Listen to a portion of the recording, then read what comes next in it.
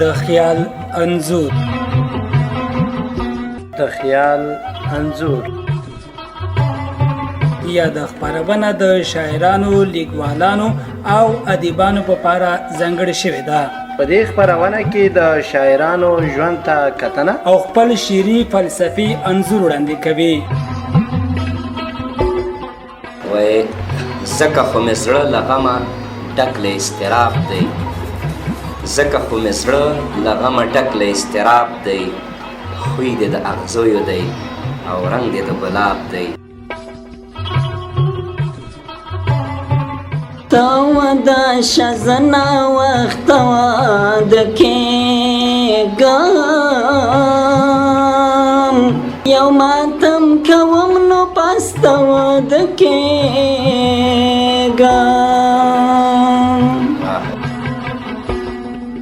یا د ادبي خپرونه هر جمعه 4 بجې او تکرار د یکشنبه د ورځې 2 بجې مه هېروئ. کندوز رادیو د ادبي ذوق پالونکي 9.6 FM.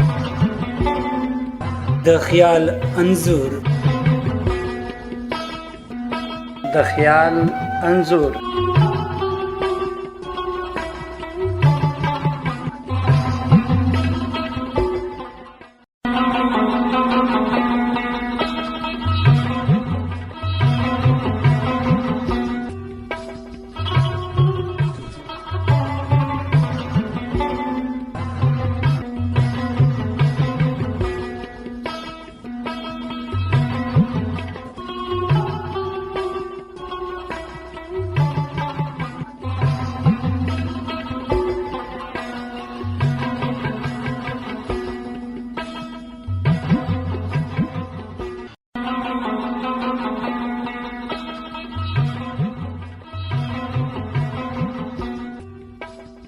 سلامونه او نیکی هیلې د کندوز رادیو د خیال انځور خپرونې ټولو اوریدونکو هیلهمند یم چې تاسې به ټول روغ جوړ او د ښه صحت خاوندان اوسېږئ. نن را سره په خپرونه کې ځوان شاعر جان محمد ایوبي صاحب میلمه دی. ایوبي صاحب ستړی مه شي، وخت مو په خیر. مننه احسان الله صاحب محترمه. اول سلامونه تاسو ته او بیا ستاسو د راډیو ملي کارکوونکو اوریدونکو ته وړاندې کوم. الله دې وکړي چې ټول به روغ او جوړ اوسئ. ډېره زیاته مننه کوم ایوبي صاحب محترم. خوشحاله شولو چې موږ سره په خپرونه کې که دا راته ووایې چې جان محمد ایوبي څوک دی؟ مننه. زه جان محمد ایوبي د غلام جان زوی او د محمد کریم مسیم د کندوز ولایت د ګلتیپو ولسوالۍ او د خروټو د کلي یم. ډېر ایوبي صاحب څومره زده کړې لرئ؟ څومره زده کړې کوئ؟ زده کړې خو مو تر 11 صنفه پورې کړي دي او دیني علوم د 4مې درجې پورې درس مخ وړلی. ډېر ډېر. ایوبي صاحب څه دې باعث شول چې تاسې شعر ولیکئ؟ البته نو که درته ووایم یو څه شوق علاقه مو د وطن په باره کې او همداسې نعتیه کلامونو سره ډېره وه چې د نبي علیه السلام په وصف کې کوشش مو دا کوو چې نعتیه کلامونه ولیکو. دا باعث کړو دې ته چې ډېره ښه خبره ده. لومړنی شعر چې مو ولیکه څه شی و؟ لومړنی شعر او انشاءالله تاسو ته به وړاندې کړم. لومړنی شعر دا و چې مخکې ما بل ځای ویلی و، وایي یوه پیغله هدیره کې سوځېدله ویلېدله. یوه پیغله هدیره کې سوځېدله ویلېدله. یوه پیغله هدیره کې سوځېدله ویلېدله، لکه واوره بې اختیاره ورېدله ویلېدله. او یو ناڅاپه مې اواز غوږو ته راغی ورخطا شوم، یو ناڅاپه مې اواز غوږو ته راغی ورخطا شوم، د یار قبر ته وناسته ژړېدله ویلېدله. څومره ښه انځور دی. یو ځل بیا. یو ناڅاپه مې اواز غوږو ته راغی ورخطا شوم، د یار قبر ته وناسته ژړېدله ویلېدله. او د شهید قبر ته راغله د لاس نښې ورته راوړې. د شهید قبر ته راغله د لاس نښې ورته راوړې. مننه. د شهید قبر ته راغله د لاس نښې ورته راوړې، موده وشوه چې دا هم له دنیا تلله ویلېدله. او هر سهار بلبلان ژاړي د شهید یار په مزاره. هر سهار بلبلان ژاړي د شهید یار په مزار. مننه اختر صاحب. هر سهار بلبلان ژاړي د شهید یار په مزار او هره اوښکه یې ګریوان ته بهېدله بېلېدله. او هغه ستوری چې شهید شو سپوږمۍ هم رڼا ونه کړه. هغه ستوری چې شهید شو سپوږمۍ هم رڼا ونه کړه، نو سپوږمۍ هم په وریځ کې پټېدله ویلېدله. یو ځل بیا. هغه ستوری چې شهید شو سپوږمۍ هم رڼا ونه کړه، نو سپوږمۍ هم په وریځ کې پټېدله ویلېدله. او د ایوبي جانان له سترګو نه د غم اوښکې راتوی شوې. د ایوبي جانان سترګو نه د ایوبي جانان له سترګو نه د غم اوښکې راتوی شوې، چې له سترګو نه یې اوښکه رالوېدله ویلېدله. چې له سترګو نه یې اوښکه رالوېدله ویلېدله. ډېر عالي، ډېر ښه غزل او ډېره زبردسته شاعري ایوبي صاحب. نو څومره وخت کېږي چې تاسې شعر لیکئ؟ تقریبا 15 کاله داسې به کېږي چې شاعري سره مخه کړې ده. 15 کاله کېږي. 15 کاله کېږي انشاءالله. څومره شعرونه مو لیکلي دي؟ تعداد خو که درته ووایم تقریبا چې ما لیکلي حماسي ترانې یا شهیدانو پسې او داسې نور غزلونه شعرونه تقریبا 1.5 شاوخوا ته رسېږي. 1.5 دا مو ټول غزل لیکلی که نظم هم؟ نظمونه هم ورسره دي، غزل هم شته دي، بس شعرونه دي. نو دا مو لیکلي دي، حماسي ترانې مو ډېر لیکلي دي. ډېر ښه. یو بل شعر به څخه ولیکئ انشاءالله. ولې نه ستړی. یو شعر به درته ووایم. د شعر هم د رنځور صادق ملنګ صاحب دی. ډېر. وایي مات شومه پرهار شومه راولوېدم. مات شومه پرهار شومه راولوېدم. مات شومه پرهار شومه راولوېدم، ستا د مینې یار شومه راولوېدم. واه ډېر عالي. او اوس مې د بڼو څوکې مات شوي دي. اوس مې د بڼو څوکې مات شوي دي. مننه. اوس مې د بڼو څوکې مات شوي دي، زړه باندې بیمار شومه راولوېدم. شاد. او مات مې شو زړګی له بېلتانه اشنا. مات مې شو زړګی له بېلتانه اشنا. مننه. وایي مات مې شو زړګی له بېلتانه اشنا، او ستا د بڼو ښکار شومه راولوېدم. یو ځل بیا، یو ځل بیا. مننه اختر صاحب محترمه.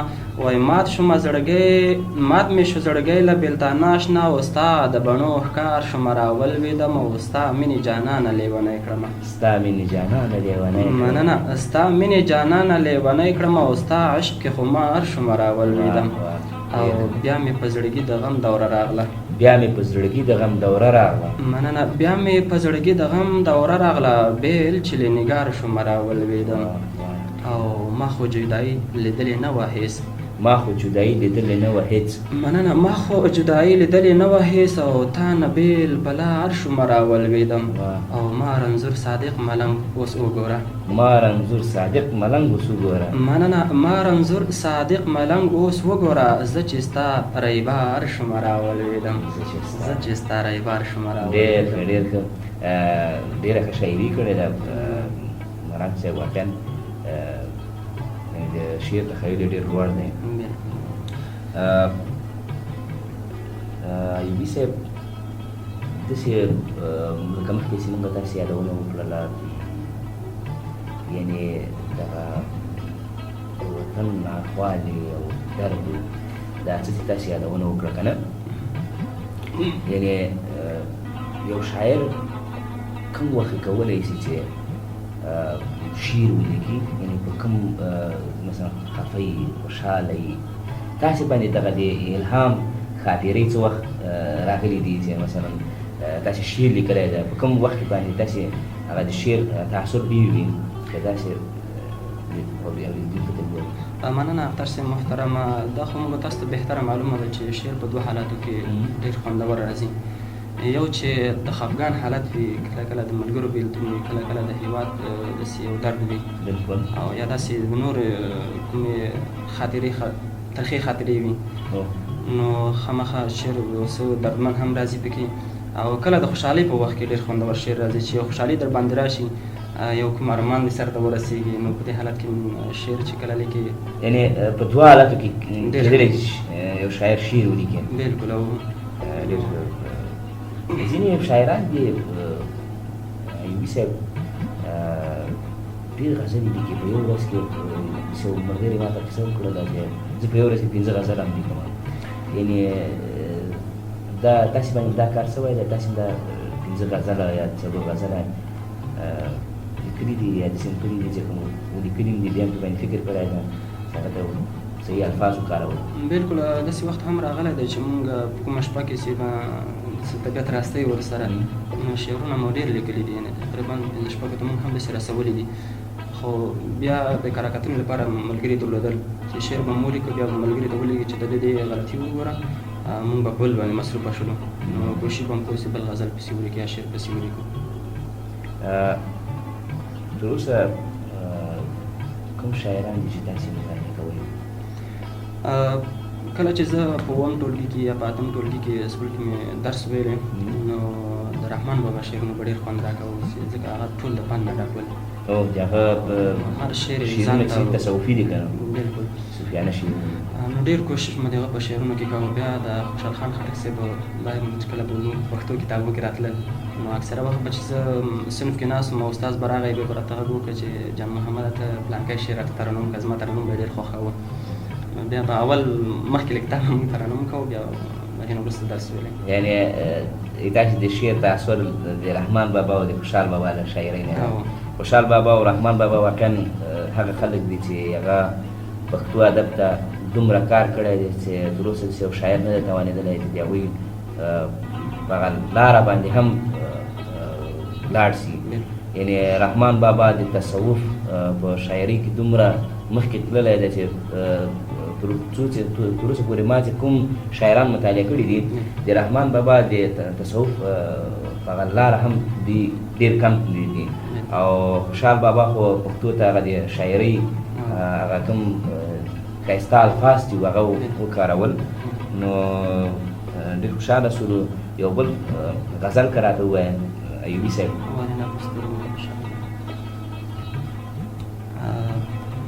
یو شعر به دا درته ووایم، وایي غزل لیکم د چا له سترګو مې تپوس کړی دی. غزل لیکم د چا له سترګو مې تپوس کړی دی. نه غزل لیکم د چا له سترګو مې تپوس کړی دی، یو مات تصویر دی ژړلې تر سهاره پورې. یو ځل بیا؟ غزل لیکم د چا له سترګو مې تپوس کړی دی، یو مات تصویر دی ژړلې تر سهاره پورې. او خدایه هغه مین به نور له تا نه څه وغواړي، خدایه هغه مین به نور له تا نه څه وغواړي، چې نصیب هغه وصال شي تر نګاره پورې. او په زمکدن به یې سلګۍ وي چا به نه اورېدی، زمکدن به یې سلګۍ وي چا به نه اورېدی. څومره ښه مننه. په زمکدن به یې سلګۍ وي چا به نه اورېدی، لکه یتیم به د بابا نارې وهلې تر مزاره پورې. او ایوبي هم نور د پخوا په شان دی نه دی پاتې. ایوبي هم نور د پخوا په شان دی نه دی پاتې. مننه تاسو ته محترمه. ایوبي هم نور د پخوا په شان دی نه دی پاتې، ناست وي له ځان سره غږېږي تر سهاره پورې، ناست وي له ځان سره غږېږي تر سهاره پورې. ایوبي صاحب محترم، تاسې په کوم فورم کې ډېر شعر لیکئ؟ زیاتره مخکې ما درته ویلي چې په نعتیه کلامونو کې ډېر کوشش کوم، حمد شریفي همداسې نور غزلونه چې هغه د مینې په باره کې وي ورسره. د مینې په باره کې دا شاعرۍ مو ډېره د مینې په باره کې کړې که تصوف ته تللي یاست؟ یاره زیاتره چې زه فکر کوم د مینې په باره کې هم دي او تصوف کې هم یو څه کار کوم. ډېر ښه موسیقي غزل راته ووایي. انشاءالله ولې نه. یو غزل به درته ووایي، زړه مې په تا پورې تړلی اخر څه وکړمه، زړه مې په تا پورې تړلی اخر څه وکړمه. مننه. زړه مې په تا پورې تړلی اخر څه وکړمه، او د بېلتون درد دې ځورولی اخر څه وکړمه. او مینې دې دومره اثر کړی دی په ما جانانه، مینې دې دومره اثر کړی دی په ما جانانه. مننه. مینې دې دومره اثر کړی دی په ما جانانه، لکه پتنګ یم په اور سوی اخر څه وکړمه. او رانه یې ټولې خوشحالیانې او خوښۍ وړي دي، رانه یې ټولې خوشحالیانې او خوښۍ وړي دي. مننه. رانه یې ټولې خوشحالیانې او خوښۍ وړي دي، په زړه یې داسې یم داغلی اخر څه وکړمه. او لکه مجنون غوندې په دشتو او میرو ګرځېږم، لکه مجنون غوندې په دشتو او میرو ګرځېږم، داسې زه هم له کور وتلی اخر څه وکړمه. او کاش چې په تا باندې مې دومره باور نه کولی، کاش چې په تا باندې مې دومره باور نه کولی. مننه. تاسو ته محترمه وایي کاش چې په تا باندې مې دومره باور نه کولی، هسې په تا مې زړه بایللی اخر څه وکړمه. او د نیمې لارې ملګرتیا نه دې خبر نه ومه، د نیمې لارې ملګرتیا نه دې خبر نه ومه. مننه. د نیمې لارې ملګرتیا نه دې خبر نه ومه، تنها دې پرېښودم نیمګړی اخر څه وکړم. او زه ایوبي جانان خو نور د جوړېدو نه یم، زه ایوبي جانان خو نور د جوړېدو نه یم او یم د هجران غش ویشتلی خیر څه وکړم یم د هجران غش ویشتلی واقعا څه وکړم د ایوبي صاحب شاعري خو ډېره خوږه شاعري ده او په څنګ کې ډېره دردېدلې شاعري مو کړې ده ایوبي صاحب په ځوانو شاعرانو کې مو څوک خوښېږي؟ په ځوانو شاعرانو کې که درته ووایم اوس دپاره چې کوم شعرونه مطیع الله حازم صاحب د وطن په باره کې لیکي ډېر خوندور او ډېر متاثره وي ماته ډېر خوند راکوي نو تازه مې ورسره مینه پیدا شوې ده او افغان عمري صاحب دی هغه هم د وطن په باره کې همداسې آزاد نظمونه ډېر لیکي د عمري صاحب شاعري تر ډېره پرې د آزاد نظمونه دي آزاد نظمونه چې د وطن په باره کې ډېر لیکي سپین شعر مو لیکلی ده یاره نه تر اوسه تر اوسه مو ده لیکلی داسې ځینې شاعران هغه په کورنۍ کې په لومړیو کې چې ما تر اوسه پورې کوم شاعران ما دعوت کړي او مېلمه کړي مې دي هغوی په لومړیو کې چې کله یې شعر لیکلی دی د خلکو تر انزجار لاندې راغلی دی په کورنۍ کې نو ده ته یې چې دا شاعري څه ولیکئ او دا څنګه ده آیا په تاسې هم داسې کوم هغه څه وایي ده که نه تاسې تشویق شوي یاستئ؟ یاره نو په اول سرو کې خو مونږ الحمدلله چې شاعري ته مو کله مخه کړله اول خو استادانو ډېر تشویق کړلو په دې خاطر باندې چې هغوی دې ته ډېر خوشحاله شول چې زمونږ په مکتب کې یا زمونږ په سکول کې ښوونځي کې داسې یو کس پیدا شي چې هغه د زمونږ له مکتب نه شاعر ووځي او بیا په د ولایت په سطحه باندې یا د هېواد په سطحه باندې داسې شاعر جوړ شي نو په دې کې زمونږ هم سره نوم یادېږي او تاسو به هم خپله یو ځای ته ورسېږي ماشاءالله انشاءالله خدای مهربانه ده او تر دې ځایه چې رسېدلي یاستئ دومره خوږه شاعري او دا لرې نه ده چې ورځ به د هېواد په تاریخ کې هم دا نومونه لیکل کېږي ځکه شاعران هغه خلک دي چې هغوی تل ژوندي پاتې کېږي ځکه د هغوی نوم ژوندی وي او هغه ده ستاسې په شعر نقد شوی ده تر اوسه پورې؟ یاره تر اوسه پورې خو زیاتره چې کوم شعرونه لیکم دومره مشکل پکې نه وي انشاءالله ملګري ستا بیا هغوی خامخا یو څه مشکلات چې لکه شعر کې اکثره مشکلات په قافیه او ردیف کې وي بلکل نو بیا چې کومه قافیه یا ردیف کې څه مشکل وي د ملګري انشاءالله کره کتنه پې کوي ستاسې په نظر دا نقد کولی شي د یو چا شعر ښه کړي؟ هو انشاءالله مثلا یو سړی د شعر لیکي یو بل سړی ورته وایي چې دا شعر دی که داسې جوړ کړي یا دغه برخه یې داسې سمه نه ده نو ستاسې په نظر دا ځینې شاعران بیا په دې خفه کېږي؟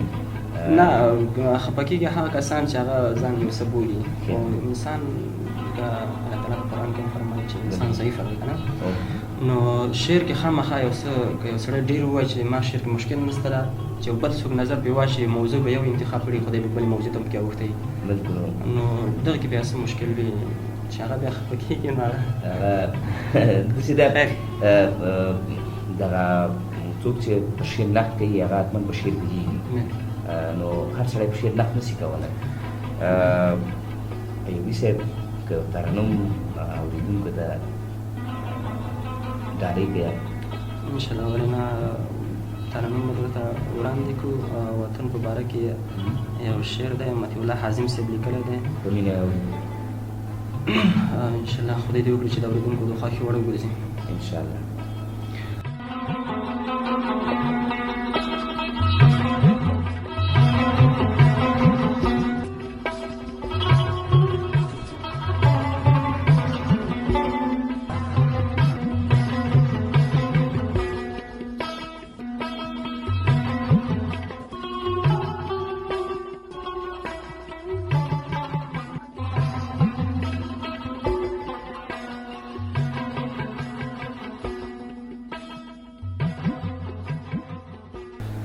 هر خواته امنیت امنیت هر خواته ښکلا لري دا زمونږ ګران وطن د جنت هوا لري دا زمونږ ګران وطن د جنت هوا لري هر خواته امنیت امنیت هر خواته ښکلا لري دا زمونږ ګران وطن د جنت هوا لري دا زمونږ ګران وطن د جنت هوا لري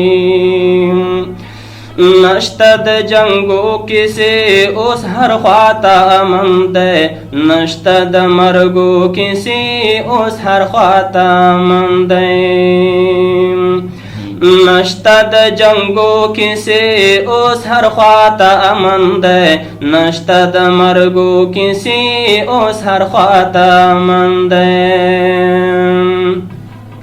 شکر شکر اوس خدا آرامه فضا لري هر خواته امنیت امنیت هر خواته ښکلا لري شکر شکر اوس خدا آرامه فضا لري دا زمونږ ګران وطن د جنت هوا لري دا زمونږ ګران وطن د جنت هوا لري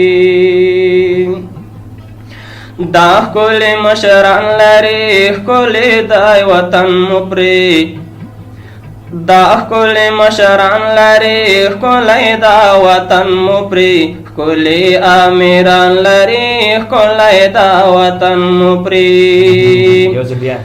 دا ښکلي مشران لري ښکلی دا وطن مو پرې ښکلي امیران لري ښکلی دا وطن مو پرې دغه وارثینغې کې د ګران مصطفی لري دا زمونږ ګران وطن د جنت هوا لري دا زمونږ ګران وطن د جنت هوا لري هر خواته امنیت امنیت هر خواته ښکلا لري دا زمونږ ګران وطن د جنت هوا لري دا زمونږ ګران وطن د جنت هوا لري دا دی د عمر وطن دا هیڅ پردی نه مني دی داسې نرو دی د داسې نر وطن دا هیڅ پردی نه مني دا دی د عمر وطن دا هیڅ پردی نه مني دی د داسې نر وطن دا هیڅ پردی نه مني هر څوک مات کړی دی هر وخت بریا هر څوک مات کړی دی هر وخت بریا لري دا زمونږ ګران وطن د جنت هوا لري دا زمونږ ګران وطن د جنت هوا لري هر خواته امنیت امنیت هر خواته ښکلا لري دا زمونږ ګران وطن د جنت هوا لري دا زمونږ ګران وطن د جنت ښکلا لري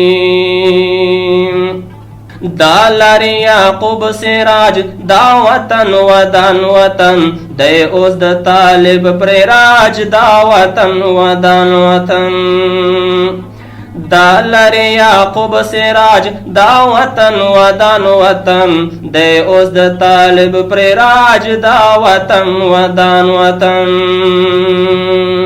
دا په سر کې یو امیر شیخ هیبت الله لري دا زمونږ ګران وطن د جنت هوا لري دا زمونږ ګران وطن د جنت هوا لري هر خواته امنیت امنیت هر خواته ښکلا لري دا زمونږ ګران وطن د جنت هوا لري دا زمونږ ګران وطن د جنت هوا لري تلی زه وطن غواړم بیا د نشي وران راته جوړ افغانستان غواړم بیا د نشي وران راته تلی زه وطن غواړم بیا د نشي وران راته جوړ افغانستان غواړم بیا د نشي وران راته دا دعا جاری پخلا تل متیع الله لري ګران دا زمونږ ګران وطن د جنت هوا لري دا زمونږ ګران وطن د جنت هوا لري هر خواته امنیت امنیت هر خواته ښکلا لري دا زمونږ ګران وطن د جنت هوا لري دا زمونږ ګران وطن د جنت هوا لري لا دې وکړي چې د اورېدونکو د خوښې وړ ګرځېدلی وي پښتون محترم. واقعا ایوبي صاحب دومره خوند او ښایست پکې و چې زه بیخي پکې غرق وم. نو انشاءالله دې اورېدونکو هم خوښ شوی ده. ډېر ښه غږ او ډېر ښه انتخاب. خدای پاک مو په غږ کې برکت واچوه او اواز مو تت مه شه. ایوبي صاحب یو ترنم کوونکی ستاسې په نظر باید څه په پام کې ولري چې چیرې ترنم کوي، غږ یې ښیي، مثلا انتخاب یې ښیي، داسې کوم موضوعات؟ مننه. د هر څه نه باید مخکې اول شعر مطالعه ولري چې کوم شعر د انتخاب یې ښه انتخاب وي نو اواز به مې ورسره ښه وي. ځکه چې اکثره ځایو کې ملګري ویني شعرونه یې راخیستي وي چې کله بیا ترنم وخت سي یا لکه اوس ما دا شعر تازه راخیستی و نو څه رانه دغه کېده انشاءالله ډېر مو ښه وي. داسې وخت وي چې بیا کله کله شعر یو طرز وي بل طرز یې ورکړی وي نو په هغه وخت کې چې شعر ډېر مطالعه سي نو خپل طرز کوم طرز انتخاب کړی وي نو هغه به ډېر خوندور راسي ځکه د دوی په اواز کې به بیا کوم مشکل نه پیدا کېږي نه به زور ترې نه اخلي. بعضې طرزونه وي چې هغه نرم ویل کېږي او دوی کش ورکړي په ستوني باندې بوج راولي یا په ځان باندې بوج راولي نو بیا نو یعنې یو ترنم کوونکی باید داسې یو خو شعر انتخابوي او بل باید دا شعر په داسې یو انداز یې ووایي چې هغه کم زر و زیر دی هغه شعر کې چې دا هغه باید مراعات سي. بلکل. یعنې څپې باید په کوم ځای کې چې د ودرېدو اړتیاوې باید ودرېږي، کوم ځای کې چې هغه نو دا واقعا د هر چا هغه نه کمال نه وي دا نو د هغه چا کمال دی چې هغه شعر انتخاب یو ترنم کوي. ایوبي صاحب لکه مخکې مو هم یادونه وکړله غواړو چې بیا یادونه وکړو تاسې په فیسبوک کې خپل شعرونه نشروئ نه نشروئ څنګه؟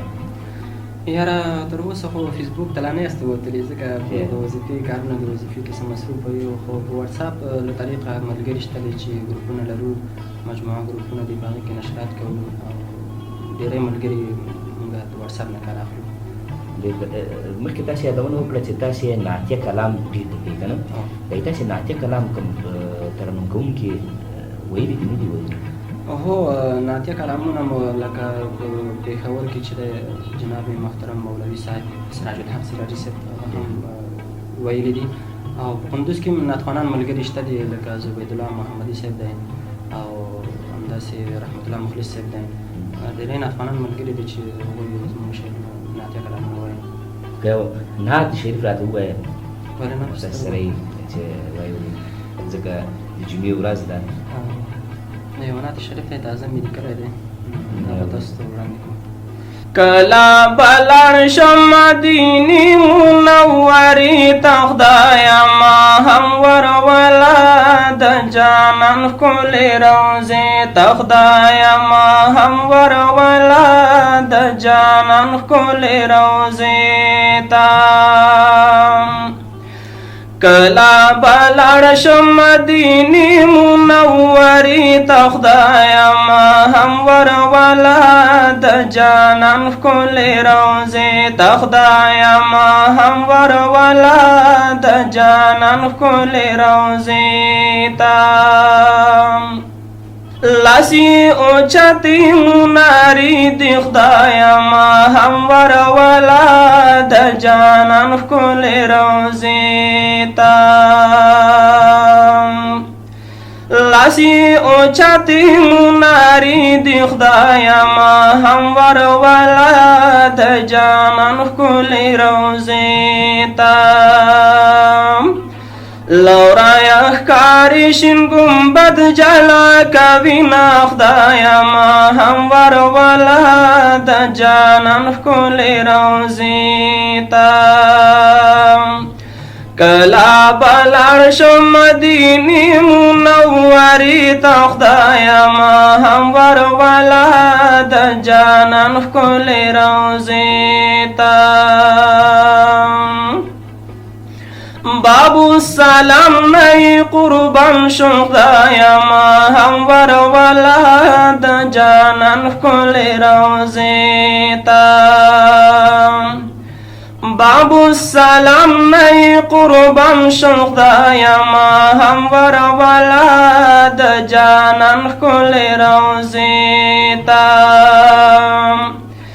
ډېره خوشبو او معطر هوا لري ما خدایما همور ولاد جانان ښکلې روضې ته کلا بلار شم مدینی منوری ته خدایما همور ولاد جانان ښکلې روضې ته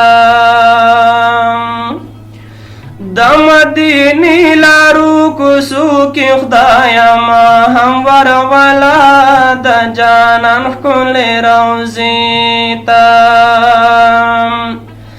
د مدینی لارو کوڅو کې خدایما همور ولاد جانان ښکلې روضې ته کجګل په غاړه ټوله وای می خیراتونه خدایما همور ولاد جانان ښکلې روضې ته کلا بلار شم مدینی منوری ته خدایما همور ولاد جانان ښکلې روضې ته دور شروع وای د سلام خدایما همور ولاد جانان ښکلې روضې ته لقافلو سره مې ویلی سلامونه خدایما همور ولاد جانان ښکلې روضې ته کلا بلار شم مدینی منوری ته خدایما همور ولاد جانان ښکلې روضې ته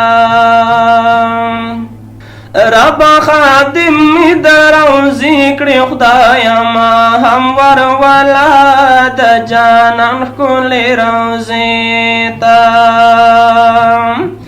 د مدینې کوڅې به زه جارو کوم خدایما همور ولاد جانان ښکلې روضې ته کلا بلار شم مدینی منوری ته خدایما همور ولاد جانان ښکلې روضې ته قبول زما کړي دا سوالونه خدایما همور ولاد جانان ښکلې روضې ته زه ایوبي جاناني غواړم دیدنونه خدایما همور ولاد جانان ښکلې روضې ته کلا بلار شم مدینی منوری ته خدایما همور ولاد جانان ښکلې روضې ته وای الله درته نازل چې کړو قرآن رسول الله الله درته نازل چې کړو قرآن رسول الله د رب یې نازولی ستر انسان رسول الله او صورت د آخرین دی خو سیرت د اولین صورت د آخرین دی خو سیرت د اولین دا ستا پورې پیدا شو ټول جهان رسول الله او بشر درته حیران دی چې 15 وخته یادېږي بشر درته حیران دی چې 15 وخته یادېږي په مرګ د ځمکه ژاړي تر اسمان رسول الله ډیره زیاته مننه کوو ایوبي صاحب محترم واقعا ډېر ښایسته غږ او ډېر ښه نعت شریف مو ترنم کړ په اخره کې که دا راته ووایي چې ځوانو شاعرانو ته څه پیغام لرئ چې د کندوز راډیو د خیال انځور خپرونې میکرافون ستاسې خدمت کې مننه په اول سر کې خو ټولو ته زموږ له خانه کې سلامونه ورسېږي او بعد له سلام زموږ ته دغه پیغام دی چې درس او تعلیم ته دې مخه کړي او د وطن خدمت موږ سره په همکاره شي کوشش دې دا وکړي چې تر څو خپل تعلیم سره ته ورسي او بې ځایه د لهو نه کارونه لاس واخلي لکه اوس زمان کې چې موږ تاسې ګورو ډېری ځوانان هلکان دي چې په لوبو باندې ځانونه مصروفه کړي دي په بې ځایه لکه فیسبوک او داسې نور سیستمونه چې کوم دي په دې کې ځانونه ډېر مصروفه کړي دي نو بهتره به دا وي چې کوشش دا وکړي چې د آینده نسل لپاره یو ښه وسیله وګرځي. ډېره زیاته مننه کوو قدرمن ایوبي صاحب چې زموږ بلنه مو ومنله او تر کندوز راډیو راغلې.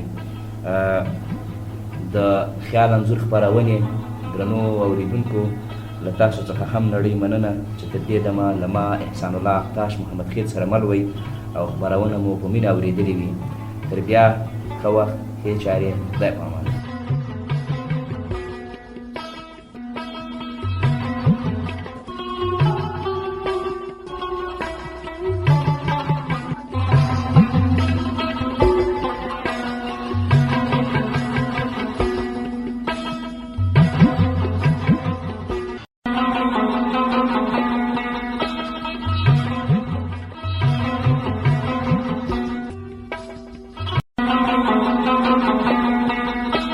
د خیال انځور. د خیال انځور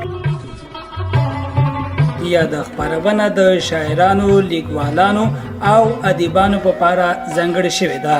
په دې خپرونه کې د شاعرانو ژوند ته کتنه او خپل شعري فلسفي انځور وړاندې کوي. وای زکه خو مې زړه له غمه ډک له اضطراب دی، زکه خو مې زړه له غمه ډک له اضطراب دی، خوی دې د اغزیو دی او رنګ دې د ګلاب دی. تا ودا شزنا وخت واد کېږم یو ماتم کوم نو پست واد کېږم.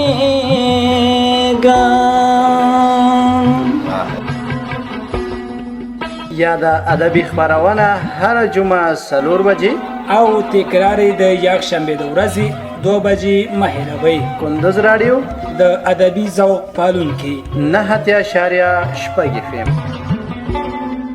د خیال انځور. د خیال انځور